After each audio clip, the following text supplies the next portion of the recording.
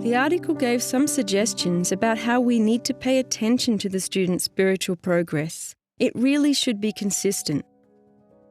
We studied for a long time, a little over a year, and that's when I realized that it was time for me to stop and decide if I should discontinue the study. Then I put into practice the suggestion from the Watchtower of January 2020. I told her, "You really are someone who appreciates God's Word, and you're always regular with your studies.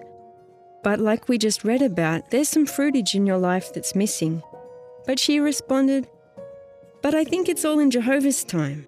So I said, "Jehovah has already invited you personally, so it's really up to you now." But she kept saying, "Well, to me, it'll happen in Jehovah's time." Unfortunately, it seemed better to discontinue the study because she showed that she didn't feel the need to make progress. We're watching the October 2022 JW Broadcasting episode, and this is a regular segment, Lessons from the Watchtower. Apparently the Watchtower almost has level pegging with the Bible when it comes to lessons that we can derive, lessons that we can put into practice. And so you have this regular segment that pops up in these episodes. And in this month's Lessons from the Watchtower, we're hearing from a number of regular pioneers. I don't know exactly which country they're in. I'm guessing it's a country in Latin America. But there are two particular stories that I am most interested in. I've already talked about Elizabeth. You'll maybe see a picture here if Tibor is gracious. We saw her earlier in this segment talking about how she was prying into her Bible student's private life and wanting to know details about whether she was legally married to her partner or not. And upon finding that her Bible student wasn't legally married, she was then taking it upon herself to help her Bible student with that situation.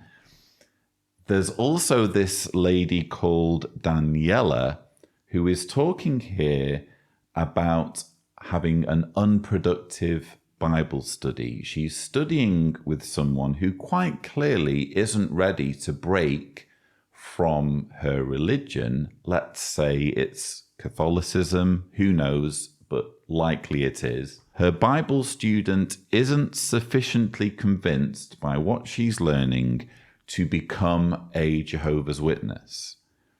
And in those situations, Jehovah's Witnesses are encouraged to end the Bible study. And what's interesting about this is that many times in Jehovah's Witness publications, they talk about how their Bible studies are, quote, no obligation. That's how they promote Bible studies to people. They say, oh, there's no obligation, there's no commitment. You just get to learn about the Bible, and what you do with that knowledge is entirely up to you. But we will study with you with no commitment and no obligation. In fact, here is a jw.org FAQ page. Am I expected to become one of Jehovah's Witnesses if I study the Bible with them? No, you are not obligated in any way. Millions enjoy our Bible study program without becoming Jehovah's Witnesses. And the footnote there reads, showing the scope of our study program, during 2021, we conducted 5.9 million Bible studies each month, many of these with several people at once, yet only 171,000 people were baptized as Jehovah's Witnesses that year. That's apparently proving how no obligation the Bible studies are. Anyway, continuing.